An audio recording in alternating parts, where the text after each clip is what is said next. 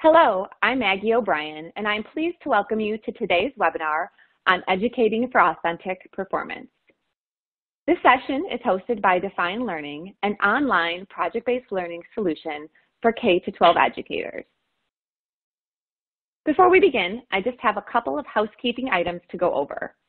First, if you are experiencing any audio issues, please check the audio settings on your computer, as well as your speaker volume settings. If you are still having issues, please see the detailed audio troubleshooting file available in the resource list below the Q&A window. There are also some other icons located at the bottom of the webinar console that open additional feature panels. You can read about today's speakers in the speaker bio panel. To submit a question for our speakers, please type them in the Q&A box located above the resource list window. We will respond to questions via email within the next week. Finally, an on-demand archive of today's presentation will be available online in the next 24 hours. Both the archive and a free download version of the PowerPoint slides will be accessible through edweek.org. Before we get started, I would like to take a moment to introduce our speakers for today's webinar. Jay McTighe brings a wealth of experience developed during a rich and varied career in education. He served as director of the Maryland Assessment Consortium, a state collaboration of school districts working together to develop and share formative performance assessments. McTighe is an accomplished author, having co-authored 17 books, including the award-winning and best-selling Understanding by Design series with Grant Wiggins. His books have been translated into 10 languages. He has also written more than 35 articles and book chapters, and been published in leading journals, including Educational Leadership. Our next presenter is Michael Pflug. Michael has served in Prosper ISD, Texas since 2013, and currently serves K-12 STEAM and career and technical education. He has sat on the State of Texas Assessments of Academic Readiness Item Review Committee and presented at the 2014 National Science Teachers Association National Conference and has been a featured speaker at the University of Texas at Arlington's College of Education. Today, we are going to learn more about educating for authentic performance and helping students build the real-world skills that are needed for future success. So, welcome, and without further ado, I will hand it over to Jay. Hello, everyone. Good afternoon, good morning, or good evening, depending on where in the world you are located. We want to begin by summarizing the key ideas of this webinar, which are suggested by the title.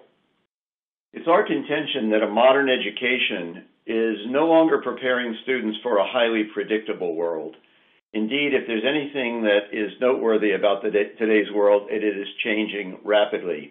Knowledge continues to grow, new opportunities and challenges abound, and we propose that one of the best preparations for college and career readiness and life in a changing world is developing students' abilities to apply their learning to new and even unexpected situations, not to just remember and give back what was taught. To that end, we believe that building educational systems and our teaching around worthy, authentic performance tasks is the best preparation for college, career, and life. I'm going to begin by sharing some ideas about authentic performance tasks and ways in which we might use these to actually frame and map a curriculum. And then I'll turn it over to Michael, who will describe very exciting work that he's leading in Prosper ISD using authentic performance tasks and the work of defined learning in their curriculum.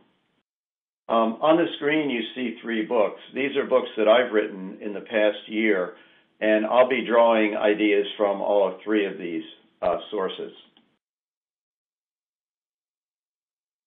So let me jump right into our topic. So what is a performance task?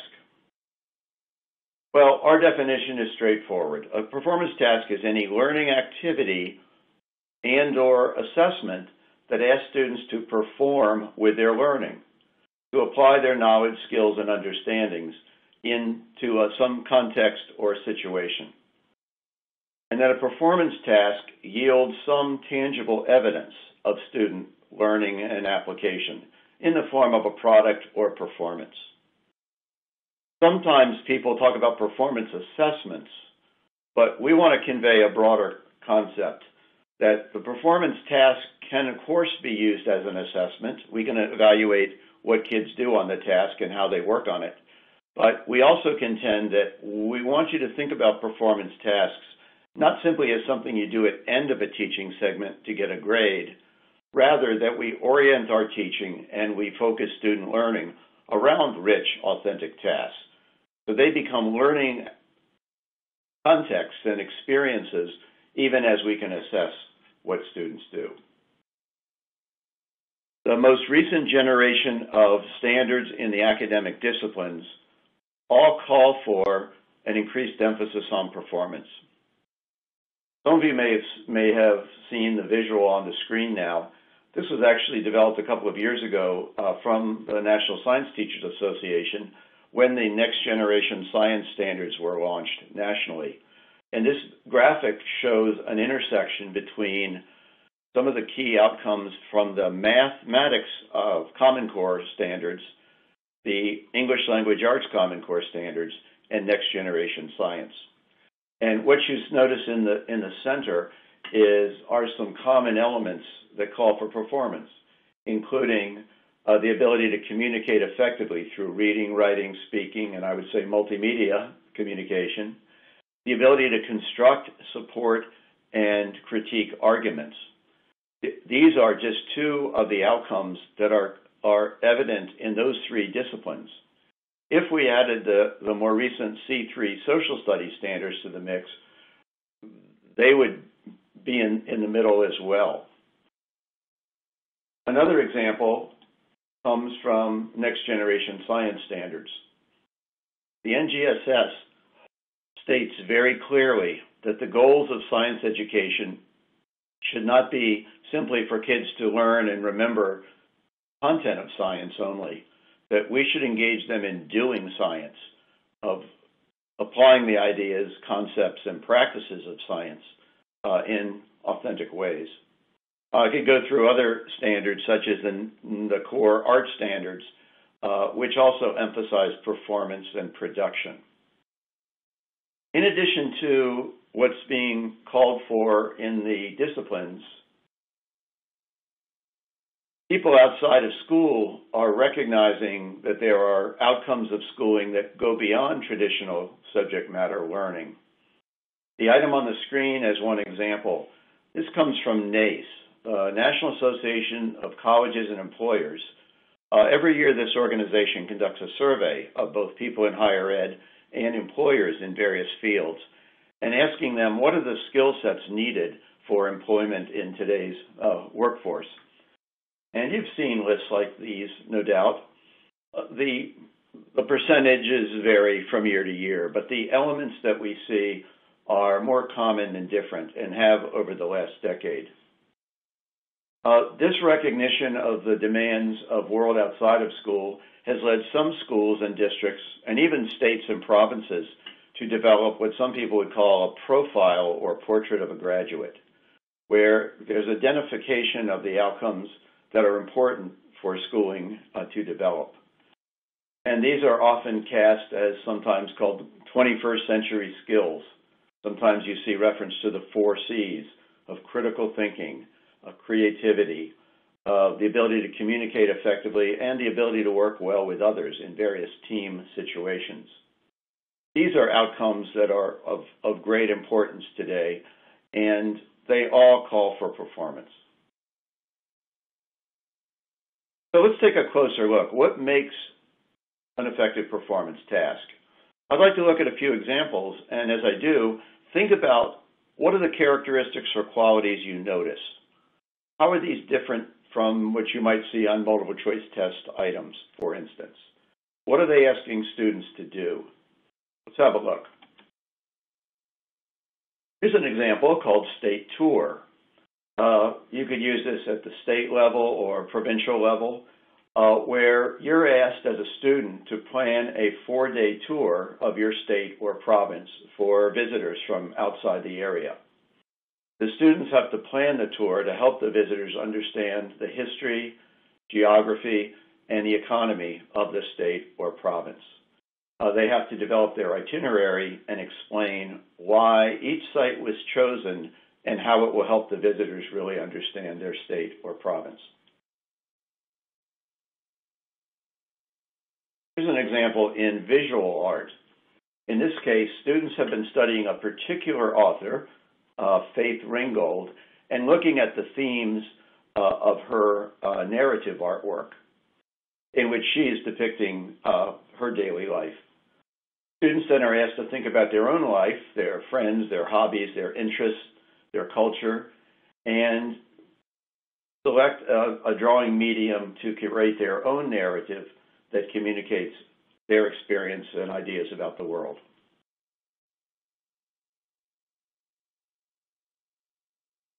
Third example is one of my favorites. It's a short task developed by a 9th grade mathematics teacher in conjunction with a short unit on introductory statistics.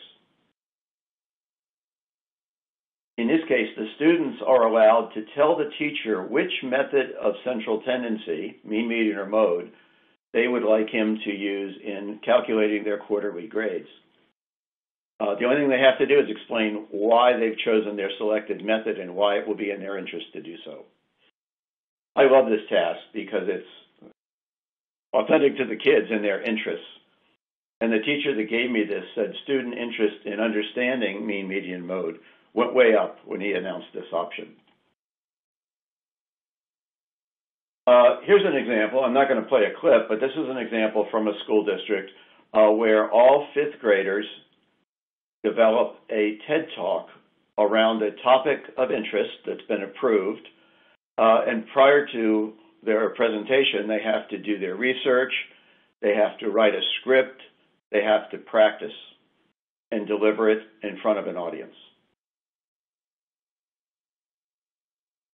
Here's an interesting performance task where a school that has identified the 4 C's, critical thinking, creativity, communication, and collaboration, are now asking kids to design learning space that would facilitate student learning and development of these skills. And again, they have to explain why their proposed classroom or learning space will support the achievement of those outcomes. I could show you many more. Michael will describe some later. But we could summarize, as I hope you have, that there are certain features that we notice in these examples. Students are asked to apply their learning. The learning is set in a meaningful context, either how people outside of school use knowledge and skills, or meaningful to the student, like the mean, median, mode example. The tasks have a general purpose. There's a goal for the students. Often the student has a role. It may be themselves, or it may be hypothetical, but it's a realistic role. Performance tasks inject realistic constraints. The TED Talk is timed, for example. Your proposal has to be feasible within a budget, for example. And in each case, the students are making or doing something. There are tangible product and or performance which can serve as evidence of their learning. So these are the qualities that we ascribe to authentic tasks. Here's an analogy. Think of an authentic performance task as like the game in athletics. Think about it. Every game is different. The players have to put everything they've learned in practice on the field or on the court. And the coach can't play for you in the game. The players have to do it on their own. Coach can yell from the sidelines, but the players have to play. The game requires authentic, autonomous performance. Now, think backward like a coach. How do you prepare kids for authentic performance? Well, do what all good coaches do. That's what they do in practice. Practice is where players learn the knowledge that's needed. You know, you can't play the game if you don't know the rules. They practice skills, including the very basic skills of the sport with young kids. The skills are typically individual, but also team skills, and much of practice comes in developing and refining skills. But coaches also impart strategy. I like to call these understandings about the game, because the most successful teams or the most successful players are not just skillful. They don't just know the rules. They play smart. They play strategically. But every coach knows that their goal is preparing the players they have for the game, authentic performance. You don't hear coaches say, "Oh, I don't have time for those games. It takes all afternoon. How could I ever get through the playbook?"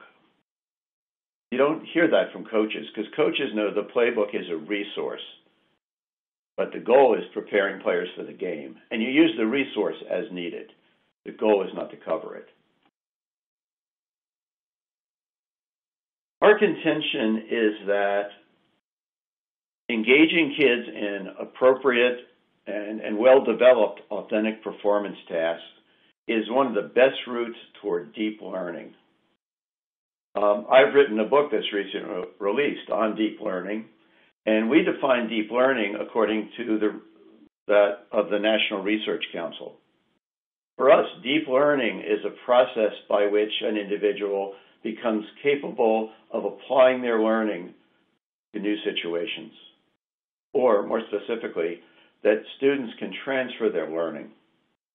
And so our contention is we develop performance tasks that involve authentic application or transfer of learning, and we plan backward from those tasks like coaches, and then teach forward to develop the needed knowledge, skills, and understandings that students will need for success in the task.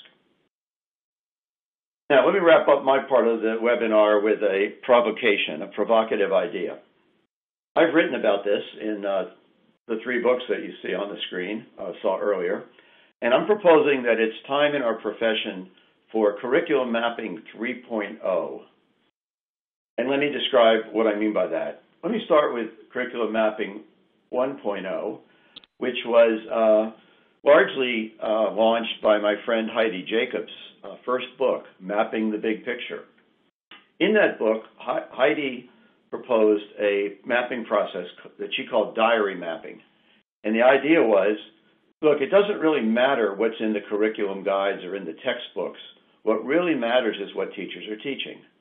So to find that out, teachers were asked to map the curriculum, what they taught in terms of topic or skill, and for how long. And these are typically mapped onto a calendar. So on the screen is an example of a map for, this is 6th grade social studies. And this particular teacher, you can see the topics of the world. This looks like world geography that is taught and for how long. Now, Heidi's idea was a really important one. Once an individual teacher did a diary map, or maps if it's an elementary teacher, you would get together with your grade level or department colleagues and compare your maps. And in so doing, you may find that, gee, you're teaching Europe for 3 months. I'm only teaching it for 2, but I have a unit on Africa because I went to Africa and I've got some cool pictures and artifacts that I like to show the kids. That would then lead us to discussion of should we all be including Africa? How does it relate to our goals and so forth? We could also look at the diary maps vertically. And what we might find in so doing, hey, did you realize there are 3 dinosaur units being taught? 1 in K, 1 in 1st grade, and 1 in 3rd grade. But the respective teachers aren't really sure what's being taught in the other grades, or even that there are a repeat of the topic. When standards emerged in the U.S. and Canada and other countries in the 90s, last decade, the approach to mapping should shift naturally to what Heidi called consensus mapping. Rather than individual teachers plot out what they teach on a calendar, consensus mapping brought teachers together in grade level or department teams and they studied the standards for their state or province or national standards that they were referencing and built their curriculum off of the standards. On the screen is an example of a consensus-based curriculum map, and this was a district that uses understanding by design as its framework. And what I like about this format, if you can see it from the small print, they've started with a standard reference on the left, approximate time frame, and then the third column, notice they've identified performance tasks. Essentially, what would students be able to do if they really understood the content being taught in this unit? The fourth column looks at the, quote, big ideas that are really important for students to understand. The fifth column includes essential questions.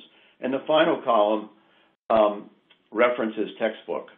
What I like about the placement of the textbook at the end, if you can see the details on your screen, it doesn't go chapter 1, 2, 3, 4, 5, 6. The teachers have chosen the appropriate sections of the appropriate chapters that meet and match the standards. In other words, they recognize that the textbook is not their curriculum. Like the playbook, it's a resource. So that's consensus mapping. Here is my proposal for moving mapping forward. If you think about it, generation 1 and 2 are still mapping inputs, i.e. what we're going to, quote, cover.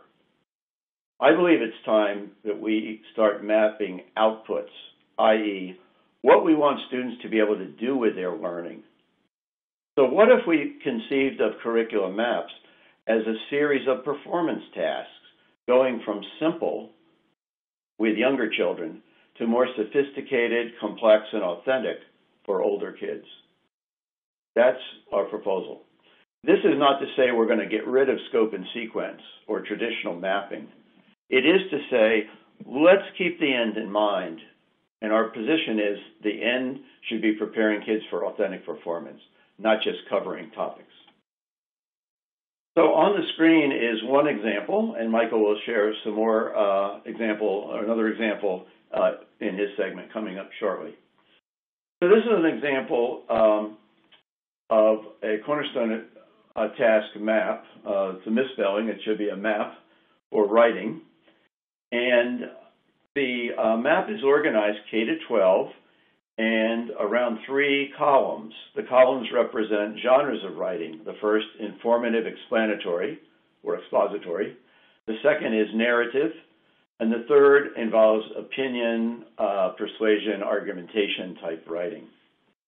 So this is a map. So 3 times a year, kids are writing in those particular genres. The idea of mapping it this way in no way is meant to suggest that that's the only writing kids would do. It is meant to suggest, however, that as part of our curriculum, we're going to make sure that all kids have opportunities in these genres, and we're going to collect evidence and look at how they're writing. And we'll be able to trace the growth of their writing improvement vertically across the grades. Now, if you notice, I circled one example which is placed in the primary grades, and it's a how-to book. And I want to make another point with the example. Here is the first example. This is a task frame, and the students are given the frame. Since you have learned about X, whatever X might be, you've been asked to develop a guide to help other people or other students learn how to do this. So here's an example of a young man who has prepared a picture book to teach other kids how to break dance, because that's one of his favorite hobbies.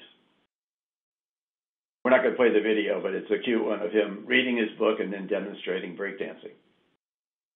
Now here's an example of the same task idea, a how-to guide. This is developed by 8th graders.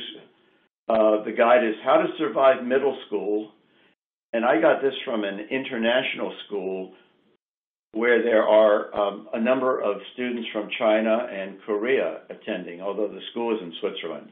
So this is a particular guide, How to Survive Middle School for Chinese students.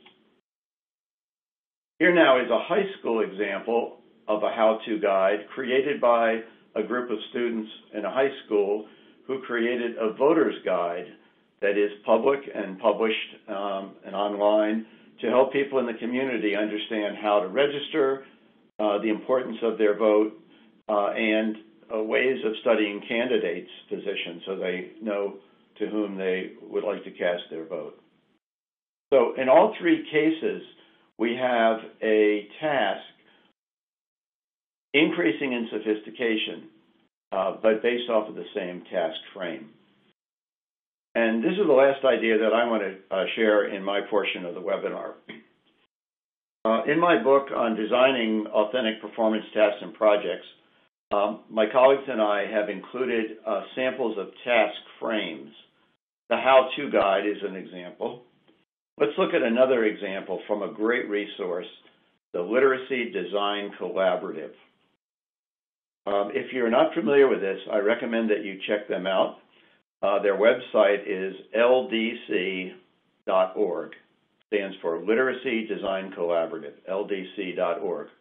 They have created a set of, they call them task templates, task frames. And here's an example that was developed for high school level. Look at the frame and think about what it's calling for.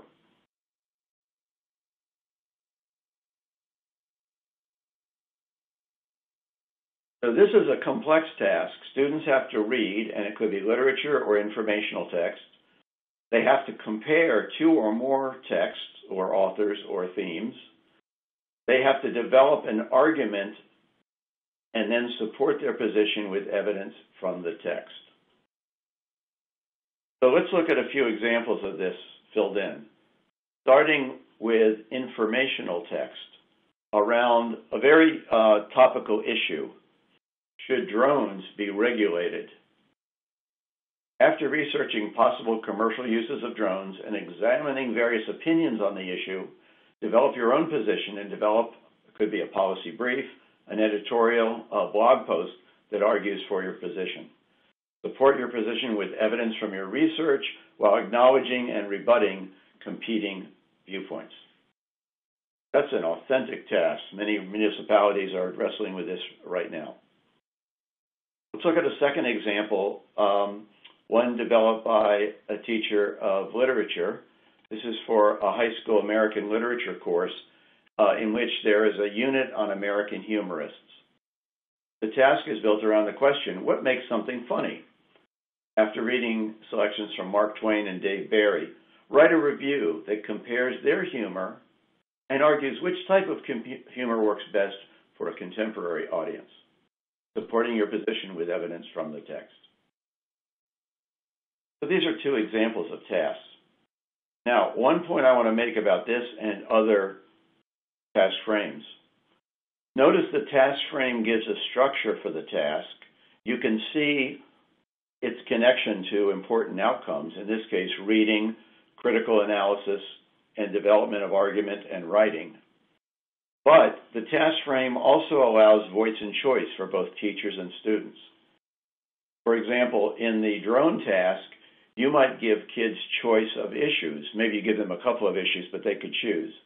Or you could give them choice of audience or what type of written product they want to produce. In the literature example, I might be inclined, since we're studying Mark Twain as a classic American humorist, to let students choose their preferred humorist, more contemporary, to compare with Twain. In other words, we can have common tasks built around these kinds of task frames that still nonetheless allow voice and choice for students. Let me wrap up with a couple more task frames just to be illustrative. In mathematics, science, or history, it would be fruitful to have kids explore the question, what's the pattern? Where they look at data over time, look for patterns, and communicate what the data shows, and even use the patterns to make predictions. This idea was used by third grade teachers where their kids measure each other each month of school, their heights. They record the data. At the end, they create growth charts showing lines of growth, and they use this to predict the growth pattern for next year's second graders. Here's a more contemporary version of this same task. Locate and analyze data of incidents of coronavirus on each continent for the past 4 weeks. Look at the various approaches that countries and cities have made to try to contain the spread of the virus. How is it working? Here's another example, and I'll end with this. Involved citizen. Since many districts have identified citizenship as one of their goals, and it's certainly embedded in social studies standards, here's an example of performance tasks that ask students to be an involved citizen in their school. What's something that you think could make your school better? Describe your idea, explain how and why it could be implemented, and try to sell your idea to the principal, the school board, your fellow students. That might be something we'd see at upper elementary or middle school level, whereas at the high school level, we could engage students in truly an authentic citizenship task, having them investigate a current issue, prepare a position paper or presentation for a public policy maker or group, and try to convince them to consider your proposal. This is authentic work. This is what citizenship calls for, and we can prepare kids from simple to more sophisticated versions of the task. So I'm going to turn this over to Michael now to talk about his application of many of these ideas in his district in Prosper, Texas. Thank you, Jay. Hi, everyone. My name is Michael Pflug. I'm from Prosper, Texas. A little bit about Prosper. Our current enrollment for Prosper is almost 17,000 students. We are the fastest growing district in the state of Texas, with enrollment expected to double by 2026 to about 33,000 students. Because of this, we're building schools at a very fast rate. We currently have 11 elementaries, but next school year, we'll open one more elementary. We have 3 middle schools, and next year we'll open one more middle school. And we currently have 1 high school, but next year we will open up another high school, so we'll be a 2 high school town. You can see the demographic breakdowns on there, and it's just getting more diverse as the years go on. With Prosper ISD, as Jay had mentioned, we have a commitment to understanding by design. That's what our curriculum for all teachers, for all subjects at all grade levels, that's what it's revolved around, is understanding by design. We've been committed to that for over 6 years now. And one of the things that we have designed is our graduate profile. So earlier Jay had mentioned talking about a graduate profile and determining those, and ours is pictured here. And that's ultimately any kid that comes through our system, through the K-12 system. These are the things that we hope for them to have once they leave Prosper ISD as a graduate. My job specifically, I work with CTE and STEAM at the elementary. We want to build skills into them, and the 3 big skill categories that we want to build in kids are those soft skills, those technical skills, and the academic knowledge. We saw Jay showed a really great list of soft skills that are built in, that the companies are looking for, and it's echoed through all the different entities that we have here in Texas, through the Texas Workforce Commission, through other private entities that are like the Texas Workforce Commission. With our curriculum in CTE, I'm going to specifically talk about engineering, but because engineering is one that we have been working on the longest, but we are rolling this into all the other pathways, all the other subjects.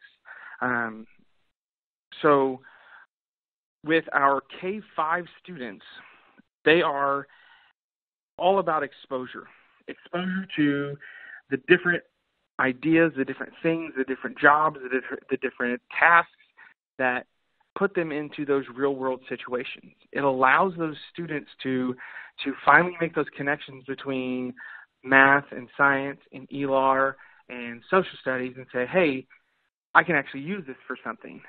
This is where we see a lot of kids, they start for the first time making the connection, and they start saying, oh, that's why I need to use this, instead of asking their math teacher, when am I going to use this? Where am I going to use this?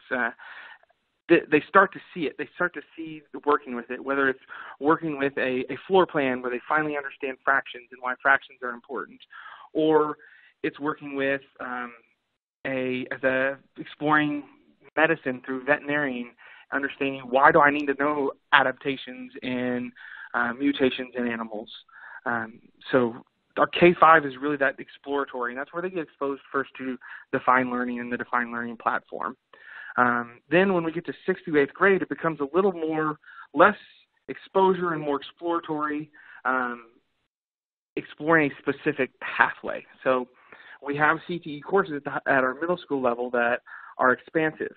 If you look on your screen, I know it's really small writing, but this is our engineering pathway. It starts with 6th grade and goes all the way up through 12th grade. And I've clipped it down a little bit on here, but we have worked to where students begin with exposure. They start with exposure, and then they come into this exploratory where they get hands-on responsibility. They get to start working with the tools that they use in the industry, and they get to start performing like professionals in the industry. And in 6th grade, it's a little more, the roles are more hypothetical, but as they move up through the grade levels, they become less hypothetical and more you are that person. You are taking over that role. And then once they get into 9th grade, they are that role. They're getting more specific into one discipline where they're saying, I am committing to engineering and I'm going to build my skills in engineering. But regardless of the pathway that the students choose, they all build towards those transfer goals, those goals that we've identified as important and as the things that we want our students to, who have gone through a K-12 engineering pathway, that we've said, hey, these are the things that they're going to transfer no matter what they're doing. If you take a look here, everything leads to a certification, whether that's an industry-based certification, that's a local certification, and it sets up multiple entry and exit points. And what I mean by multiple entry and exit points is that a student could graduate high school and go directly into the field as a certified nursing assistant. And that's a license that they obtained in high school. Or if they wanted to continue their education to a 2-year school, to a technical school, or going on and get their BSN as a bachelor's degree to a 4-year university, or if they wanted to continue to postgraduate work and doctoral work, research, those kind of things, that's their first entry point is at high school, and we are creating those entry points for them through our pathways. The pathways, though, that we have chosen are linked to our community and our real life, and the students get to go from the hypothetical into the real world. So students get to go from, I'm going to practice these things on dummies. I'm going to practice injections. I'm going to practice EKG skills on dummies, to now I'm going to go and have to do these in real life and have to do these things as the phlebotomist, as the EKG tech, as the CNA, as the engineer, as the vet tech. I'm going to have to do these things. So that moves, again, from the hypothetical to the real world. The industries that we've chosen are all local, and we meet with industry partners to identify what is going to be important to our kids and what is available to our kids outside of just in our community and then in our larger metroplex area. We meet with these partners several times a year to make sure what we're doing is relevant. That kind of leads into the scope of impact that we have with this information. So Texas has a college career military readiness standards, which are comprised of multiple state and national entrance exams into colleges, including SATs, ACT scores, TPRI, those different things. But one that I feel is getting more attention now is the CTE realm with the industry-based certifications. The industry-based certifications allow students to become that authentic person. They have to complete an authentic task to complete that certification. We mapped out our pathway. We mapped out our pathway starting in 6th grade. And so starting with 6th grade, we started them with a CAD program. And in engineering in 6th grade, they start modeling in 3D. They start with SketchUp, which is a CAD program, and they build those skills through the years. And by 8th grade, they're working in Autodesk Inventor. Then once they get to high school, they are doing Autodesk Inventor tasks to go ultimately to the Autodesk Inventor certification, which the Autodesk Inventor certification gives you files, and they ask you to perform different tasks to manipulate objects. So looking at it from there, that our pathway, before we did this alignment, in the 17-18 school year, we had about 4% of our eligible students pass the Autodesk Inventor certification exam. Once we had the first group of kids get to their sophomore year, which was in 18-19, we had 87% of our total eligible students pass the exam because they've had that experience working with it, because it was purposefully aligned through these authentic tasks that they were able to pass it with a higher success rate. We've also seen enrollment grow. So you see enrollment, you see kids talking about it. So for our sophomore level courses, which is where they take the certification exam, in 17-18, from 17-18 to 18-19, we had 22% increase in enrollment. The following, from the 18-19 to 19-20, we had a 3% enrollment, but we also had physical space constraints, hence why we are building a second high school. Also, looking at our second year engineering, which this is where kids have to commit to it because it takes up more time during the day. They have to give up an extra elective in their schedule in order to take the second year of engineering. So it went from a 64% growth rate to 186% growth rate. That means we have kids we're growing, and we're adding more kids to that. And I think that's just fantastic. And I think as we see another high school come on, because of how tied in it is and how the kids view this course, because of what they do, they're going to want to be part of this course even more. So how do we build this? We have lots of teachers coming in, and how do we build this in our teachers? So we made the transition from focusing on what the teachers are teaching to what knowledge or skills are going to be transferred. We've made that transition, and we made it as an important transition because that really focuses on, okay, I'm looking at these specific skills that are going to go from year to year to year to year, and I'm going to say these tasks are reiterating these skills going from year to year to year to year. This transition happened because we were able to sit down with our teachers and do curriculum collaborations. So what is a curriculum collaboration? We pull 1 to 2 teachers from each campus, from each area, and we also have curriculum personnel sit down with them. It's a full day, and it's a multi-year process. The first year, the teachers really focus on the why. Why is our curriculum set up this way? Why do we want to teach for transfer? Why do we want to teach for authentic learning? Why do we want to build these skills into our kids? The teachers then build the stage 1 of our Understanding by Design framework, and they have that basic understanding. Year 2, teachers jump in and they focus on building those keystone performance tasks, those things that we're saying, hey, this is going to be the thing that moves our kids and really shows our kids that this is how this works.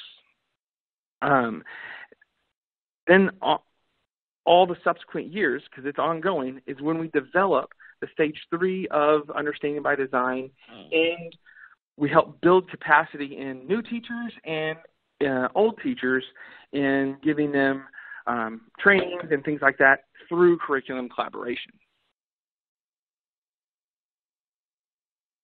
So our teachers, what are they saying? Our engineering teachers, but once they have started seeing these kids come up to them that have had all this inventor experience, they're saying we're seeing a higher caliber student come in. These students are prepared and ready for whatever we throw at them, so they're having to adjust and up our game and expectations for what is possible for our students. That they really have to go, okay, how can I differentiate this now? And in some cases, they're going, okay, they're doing that in 8th grade or they're doing that in 9th grade. I need to do something that challenges them even more and pushes them even closer to performing just like they would in the industry. At the middle school, they're seeing great success from this because the kids get to actually use the tools and software that they're using in the industry. We're not having them just take tests and learn these theories. We're having them take it and apply it and do it. So what changed in our teaching? It was a mind shift that had to happen. Our teachers had to go from we're going to do a day-to-day, month-to-month, week-to-week kind of planning to where I'm focusing on a specific task to I'm going to have to think of the big picture. How does my class connect with another one? And that's where professional learning communities come in, and they get to talk about, okay, in my principal's class, in my first-year class, in my 8th grade class, in my 6th grade class, these are the things they are doing. We have a health class in our 8th grade, and they get to talk to our health science pathway teachers at the high school, and they're saying, we're covering some of these basic first aid things. And so our health science teachers at the high school level have said, all right, well, we're going to go a step further, and we're going to do different first aid. We're going to go more complicated first aid. They've really taken it to the next level. Collaborations have helped because in collaborations we get to set the why, and that was game-changing for our teachers, is because with the why, they understood that it's not just about we're here to tell you what to do or the curriculum is here as a guide. The curriculum is here to show you that this is something that can help build students. And then through our actual professional learning that we offer to our district. So I wanted to give you a picture of the change from their day-to-day and what they do. So if you look at a traditional linear unit up on the screen, it's a bunch of activities. So lectures, practice, quizzes, writings, everything that builds up to a review and then an assessment. And then if there's time, then we get to the performance task. It's like what Jay said about the game. The coaches don't say, oh, well, if we get time, then we'll play the game. It's no, that we're building to the game. We're working towards the game. If we make the shift towards looking at those cornerstone performance tasks and saying, this is what's going to drive our instruction, then it's really looking at, okay, we have to play the game, and we have to say, okay, what drills, what quizzes, what things are we going to do to get them to it? We have to assess on it, and then we have to give them feedback from either their peers or adults, and then they have to go through this cycle several times before they have the skills and the knowledge in order to do the actual task. So our teachers, what they do is they present this task to them at the very beginning of each unit. And they said, this is the task. They ask questions about the task. They hook them in. And then the students quickly realize that they don't have some of the skills that are needed, but they're willing to learn it. And that's where the teachers start to build their units and build their day-to-day is from that, okay, what do the kids need to know? They start building it with, okay, these are the things I need to do to get them to this point. So just like a coach would be, the coach would say, okay, this is where my kids' skills are. We have to play this game on Friday. We need to do these drills. We need to work on these things. I need to be able to always be assessing that and giving them feedback so that they can change. And because of this, we've had a huge transition from going from the traditional unit where the focus is solely on that test, that multiple choice test or the fill in the blank or the reading passage, to, okay, that's just another thing we're going to do, but the real goal is that game at the end of the task.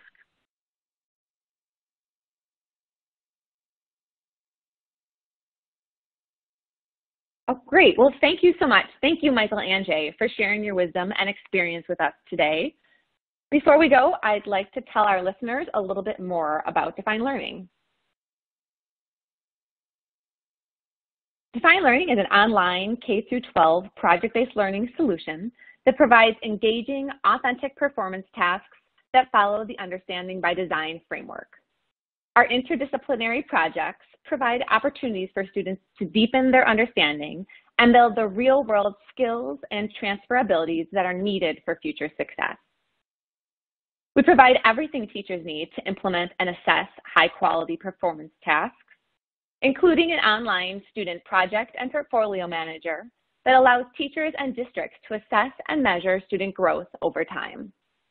You can gather data related to the career clusters students have been exposed to, the skills they have been working on, and data on standards growth over the course of their time with the district. We also offer professional development opportunities that range from in-person trainings to an online PD course that is written and narrated by Jay McTighe. Define Learning follows the UBD model by Jay McTighe to provide teachers with a planning process and structure for successful implementation. Each of our performance tasks start with a professional in their career explaining how he or she uses knowledge and skills from all content areas in their work. Then we ask students to conduct a performance task following the GRASP model, where they must apply their knowledge and skills to solve a problem and create a product. Finally, each project provides students with an opportunity to reflect on their work.